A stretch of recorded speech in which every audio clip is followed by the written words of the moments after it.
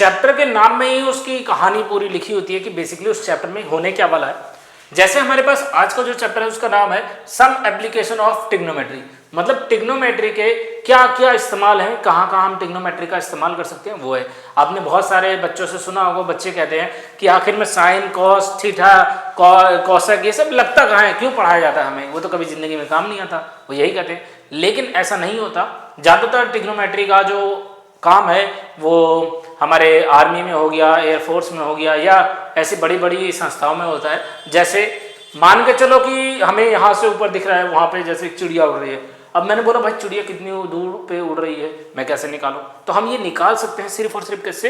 Trigonometry के help से। तो इसी को हम देखने वाले हैं आज इस चैप्टर में कि कैसे हम दूर दूर डिस्टेंस निकाल सकें। आपने बहुत बार ऐसा देखा होगा, मान के चलिए कि मेरी परछाई बन रही है ज़मीन पर और मैंने बोला कि कितना मेरा लंबा होगा परछाई, तो वो भी हम कैसे निकाल सकते हैं? सिर्फ और सिर्फ ट्रिग्नोमेट्री की हेल्प से, कि एप्लीकेशन कैसे इस्तेमाल करना है ट्रिग्नोमेट्री का, उसी को देखने वाले पूरा। अब अगर आप ये वीडियो देख रहे हैं तो मैं पहले बता दूं, आप तभी ये वीडियो देखना जब आपको ट्रिग्नोमेट्री आता हो, और नहीं भी आता तब भी देख सकते हो। क्यों हूँ?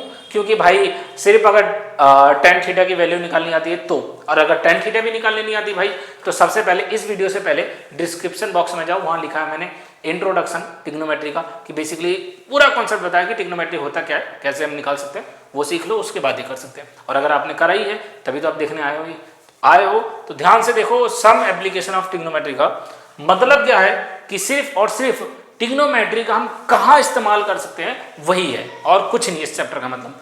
अब उसमें दो तरीके से हो सकता है, या तो मैं ऊपर देख रहा हूँ या तो मैं नीचे देख रहा हूँ। तो ऊपर देखूंगा तो क्या बनेगा, नीचे देखूंगा तो क्या बनेगा। तो ये दो तरीके के होते हैं। जब से पहला जो केस आता है वो हमारा, उसका नाम होता है angle of elevation. Angle of elevation.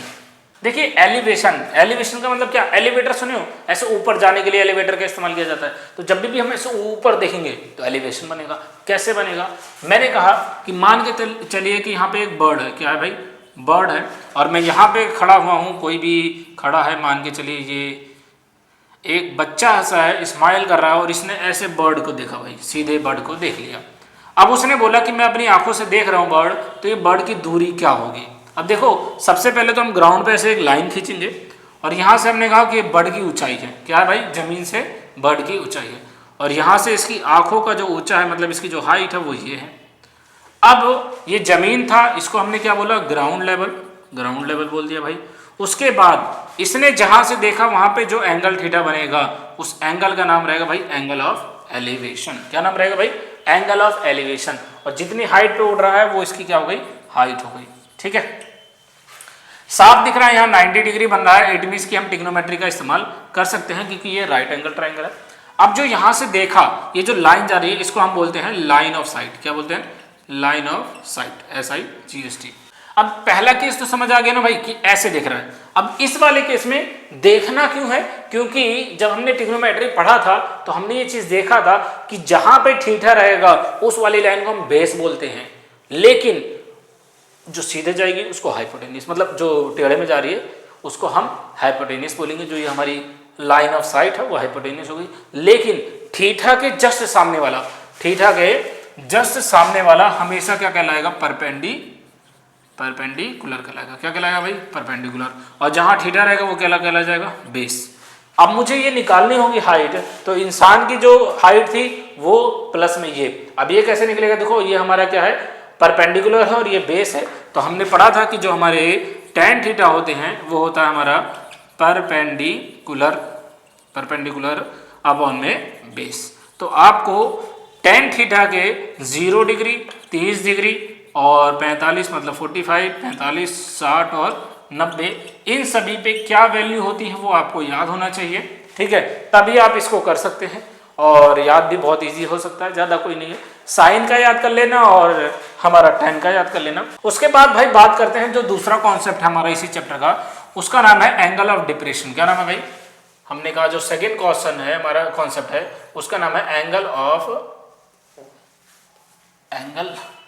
Angle of depression.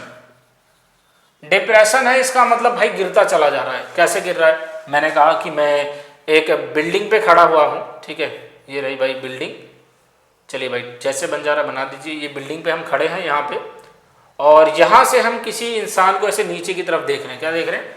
नीचे की तरफ देख रहे हैं। तो जहाँ से देखा तो ये जो हमारी लाइन जाएगी इसका नाम रहेगा लाइन ऑफ साइट। क्या नाम रहेगा इसका? Line of site. अब देखो एंगल यहाँ नहीं बनेगा क्योंकि हम यहाँ से देख रहे हैं। हमने कहा ई वाई ई, बोले तो हमारी आंखें यहाँ से देख रहे हैं तो एंगल यहाँ बनेगा। अब इधर तो बना नहीं सकते, तो हम क्या कहेंगे कि एक डॉटेड डॉटेड लाइन खींचो जो सीधे परपेंडिकुलर जा रही हो इसके और इसके पैरेलल जा रही हो। तो हमने कहा ये वाला जो थीटा रहेगा उसका नाम क्या रहेगा भाई? Angle of depression. तो ये हमारा हो गया भाई ऑब्जेक्ट, और ये हो गया हमारा हॉरिजॉन्टल और लेवल। अब देखो थीटा इधर बना, इधर तो पूरे ट्राइंगल के अंदर कहीं थीटा नहीं है, लेकिन हम एक चीज जानते हैं कि अगर ये कोई ऐसे लाइन जा रही है, अगर ये कोई लाइन ऐसे जा रही है तो यहाँ पे अगर परपेंडिकुलर है तो दैट मीन्स ये पूरा किसके बराबर होगा? 90 के। तो ये थीटा है तो इसको 90 में से माइनस कर दो, ये 90 माइनस थीटा हो जाएगा ये वाला एंगल। तो हमें ये वाला एंगल मिल गया। इस वाले एंगल के सामने वाला हमारा सीधे क्या बनेगा? यहाँ से यहाँ तक की जो दूरी रहेगी वो रहेगी हमारी परपेंडिकुलर, परपेंडिकुलर, और जो हमारा ये रहेगा वो हमारा क्या बन जाएगा? बेस बन जाएगा। तो इस हिसाब से हमने क्या बोला? एंगल ऑफ डिप्रेशन कर सकते हैं। वही सेम चीज यहाँ पे भी लगने वाला है कि ज्यादातर tan लगेगा। क्यों? क्योंकि परपेंडिकुलर अपॉन में बेस ही लगाना है, और किसी किसी केस में साइन भी लग जाता है, कॉस भी लग जाता है। याद करने का तरीका बताया था, फिर से बता देता हूँ। पाकिस्तान भूखा प्यासा अपॉन में हिंदुस्तान हरा और भरा, बहुत बार सुना होगा। ये हो गया हमारा साइन थीटा, और ये हमारा कॉस थीटा, और ये हमारा tan हो गया, साइन कॉस tan, और ये हमारा हो जाएगा कॉसेक थीटा। कॉसेक थीटा मतलब h अपॉन में p। कॉसेक हो गया, ये हमारा सेक हो गया, और ये हमारा कॉट थीटा। तो कॉट थीटा इसका उल्टा होता है। ये हो गए हमारे कॉन्सेप्ट जो कि थे एंगल ऑफ एलिवेशन, और जो दूसरा था वो एंगल ऑफ डिप्रेशन था। अब हम समझ चुके हैं इस चैप्टर में करना क्या है। एक क्वेश्चन बताऊंगा, एक छोटा सा एग्जांपल, जिसमें हम एंगल ऑफ एलिवेशन या फिर एंगल ऑफ डिप्रेशन का कोई से भी कर लेंगे, ताकि हमें ओवरऑल कॉन्सेप्ट समझ में आ जाए कि पेपर में कैसे लगाना है। तो सबसे पहले इसको लिख लो, उसके बाद तुरंत करते हैं इसको मिटाने के बाद। तो देखिए भाई ये क्वेश्चन है, बोला क्या गया है क्वेश्चन को पहले वो समझते हैं, तब आपको आंसर समझ में आएगा। सबसे पहले ध्यान दीजिए, यहाँ बोला गया कि एक ऑब्जर्वर है जिसकी हाइट 1.5 मीटर टॉल है। तो हमने कहा चलिए भाई एक ऑब्जर्वर बना देते हैं। ये रहा भाई हमारा प्यारा सा नन्ना मुन्ना सा इंसान जिसकी हाइट 1.5 मीटर है। कमेंट बॉक्स में बताना जरा कि अगर 1.5 मीटर है तो कितने सेंटीमीटर का या कितने फीट का होगा वो बच्चा? कितने फीट? 5 फीट, 4 फीट, 3 फीट बताना जरा, ठीक है। चलिए यहाँ से हम देख लिए 1.5 मीटर है, और ये ग्राउंड पे ऐसे खड़ा हुआ है, और उसने एक चिमनी को देखा जो कि दूरी कितनी है? 28.5 मीटर की दूरी पे चिमनी है। चिमनी का बेस बना दिया हमने, और ये चिमनी हो गई। और इसने जब चिमनी को ऐसे करके देखा, क्या करा भाई? देखा उसके टॉप को चिमनी के, तो कितना डिग्री एंगल बना? 45 डिग्री। अब कहा हमने एंगल कहाँ बनाया भाई? तो हमने कहा इसकी जितनी हाइट थी उतना तो हमने ये बना दिया, ठीक है। उसके बाद जो थीटा बना वो कितना डिग्री बना? 45 डिग्री। सभी का नाम दे दीजिए, ए हो गया, बी हो गया, सी हो गया, डी हो गया, और ये ई हो गया। सबका नाम दे दिया। अब ये भी हॉरिजॉन्टल लाइन है, ये भी हॉरिजॉन्टल लाइन है, तो ये भी 28.5 मीटर ही हो जाएगा। अब देखो ध्यान से, हमें बोला गया है हाइट बताना है किसकी? चिमनी की। सोचिए इसको देखा और चिमनी की हाइट बताओ भाई। तो चिमनी की हाइट है जो यहाँ से यहाँ तक है पूरी, सॉरी यहाँ से यहाँ तक पूरी है। अब इस पूरी में दो लाइनें हैं, एक यहाँ से यहाँ तक और एक यहाँ से यहाँ तक। तो हमने कहा चलिए दोनों निकालते हैं। तो हमने कहा सबसे पहले ए से लेकर सी तक जो है वो हमारी हो गई भाई हाइट ऑफ चिमनी, ठीक है। समझ आ गया होगा भाई ये चिमनी की हाइट है जो कि किसके बराबर है? ए बी प्लस में बी से लेकर सी तक बराबर है। लेकिन एक और चीज हमें मिला कि जो डी से लेकर सी है वो किसके बराबर है? ई से लेकर बी तक है, जो कि 28.5 मीटर के बराबर है, क्योंकि ये दोनों लाइनें क्या हैं? हॉरिजॉन्टल लाइन है। अब जब दोनों लाइनें बराबर हैं तो भाई इक्वल हो ही नहीं होनी है। अब देखो ये थीटा है, इसका मतलब ये बेस बन गया, तो ये क्या हो गया? परपेंडिकुलर। परपेंडिकुलर ये हमारा बेस और परपेंडिकुलर का कॉम्बिनेशन एक ही ट्रिग्नोमेट्रिकल रेशियो में होता है, उसका नाम है tan थीटा, जो कि परपेंडिकुलर अपॉन में बेस। वैसे तो इसका उल्टा करेंगे, cot थीटा में भी होता है, तभी मैंने कहा था tan थीटा की वैल्यू याद कर लेना। अब हमने कहा tan थीटा tan 45 डिग्री है। परपेंडिकुलर हमारा परपेंडिकुलर देखिए ए से लेकर बी है, तो हमने लिख लिया ए से लेकर बी, और हमारा जो बेस है वो ई से लेकर बी है, तो हमने लिखा ई से लेकर बी। tan 45 डिग्री 1 के बराबर होता है। ए बी की वैल्यू देखो कहाँ है भाई? ए बी नहीं है भाई, वही निकालना है। ई बी की वैल्यू दे रखी है 28.5 मीटर।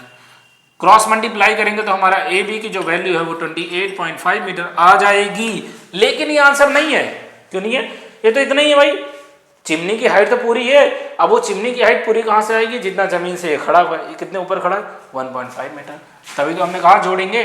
तो ए सी की जो वैल्यू थी वो है ए बी प्लस में B C, that means 28.5 plus में 1.5 बिकम 2130। यह आ गया हमारा 30 मीटर, जो कि क्या थी हमारी भाई? Height of chimney. क्या थी बच्चों? Height of chimney. अब यहां तक आपको समझ आ गया होगा। तो ऐसे ही एंगल ऑफ डिफरेंशन के भी क्वेश्चन किए जाते हैं। तो मोस्ट इंपोर्टेंट जो है वो है आपका टेन थीटा। तो टेन थीटा की वैल्यू याद रखना, अभी भी बता रहा हूं, याद रखना याद रखना याद रखना। और इसके साथ साथ अब देखो यहां तक कॉन्सेप्ट आपने कर लिए हैं। इसके जो मैंने पीवाईक्यू छाटे हैं, 10 क्वेश्चन छाटे हैं, उसकी वीडियो बहुत जल्दी मैं डाल दूंगा।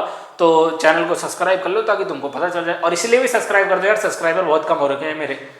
पढ़ाऊंगा तो तभी ना जब आप मोटिवेशन दोगे। और अगर मैं लगता है कि कोई टॉपिक नहीं समझ में आ रहा तो कमेंट करें, मैं टॉपिक दोबारा से आपको समझा सकता हूँ, ठीक है। और इसके साथ साथ पीवाईक्यू देख लेना, प्लस में जो मेन बात बता रहा हूँ वो ये है, पहले कॉन्सेप्ट की वीडियो देखना तभी पीवाईक्यू देखना। क्योंकि पीवाईक्यू एज आ हम इसलिए करते हैं ताकि हमें पता चल सके कि हम सॉल्व कैसे करते हैं पेपर को और पेपर में आता कैसे क्वेश्चन। लेकिन कॉन्सेप्ट इज वेरी इंपॉर्टेंट। पहले कॉन्सेप्ट देख लो बच्चों, उसके बाद ही आप पीवाईक्यू में पढ़ना। अब जिन्होंने कुछ नहीं पढ़ा वो भी इस कॉन्सेप्ट को देख सकते हैं, समझ आ जाएगा। और अगर आप वो वाला क्वेश्चन देख लें जो मैंने 10 पीवाईक्यू बनाया है तो उसकी गारंटी है बोर्ड में आएगा ही आएगा। नहीं आएगा तो अभी सब्सक्राइब करके जा रहे हो, बाद में अनसब्सक्राइब करके चले जाना, डिसलाइक भी मार देना भाई, और क्या कहूँ। इसके अलावा तो और क्या ही कर सकते हैं। बाकी मेरी तरफ से आप सभी को बेस्ट ऑफ लक आपके बोर्ड के एग्जाम के लिए, ठीक है। मिलते हैं अगली क्लास में अगली बार।